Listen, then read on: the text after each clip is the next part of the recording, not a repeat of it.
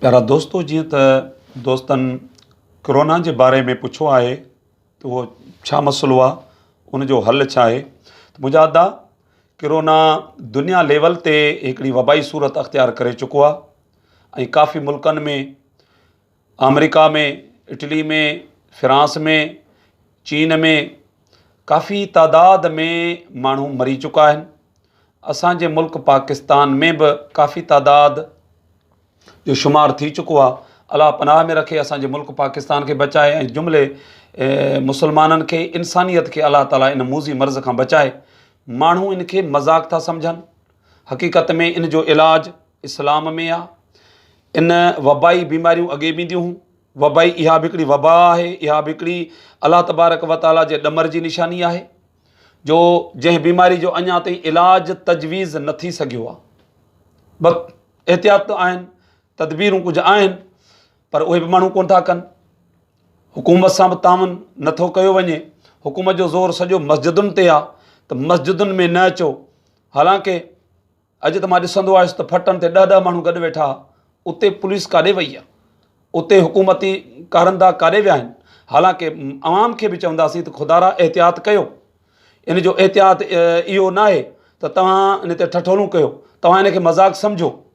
हे हिकिड़ी जानलेवा बीमारी आहे। तव्हां ख़ुदा जो ख़ौफ़ कयो, पंहिंजी जान ते रहम कयो, पंहिंजे बचनि ते रहम कयो, पंहिंजे पाड़े वारनि ते रहम कयो। त तव्हां इन जो वॾे में वॾो एहतियात इहो आहे त ॿियनि सां मेल जोल छॾे ॾियो। तव्हां नमाज़ 5 वक़्त पढ़ो, बावज़ू रहो, क़ुरान जी तिलावत कयो ऐं तव्हां सलात शरीफ़ पढ़ो, ज़िक्र कयो। मुख़्तलिफ़ दुआऊं आहिनि। हिकु मशहूरु दुआ आहे, बिस्मिल्लाहिल्लज़ी ला यदुर्रु मअ इस्मिही शैउन फिल अर्द वला फिस समाइ वहुव समीउल अलीम।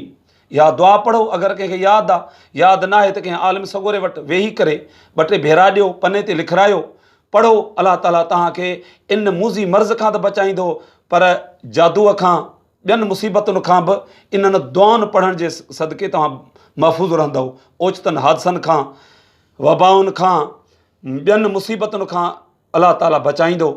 पर इन खे आम न सम्झो, एहतियात कयो ऐं हुकूमत जूं जेके तदबीरूं आहिनि ख़ुदारा उन्हनि सां तामुन कयो।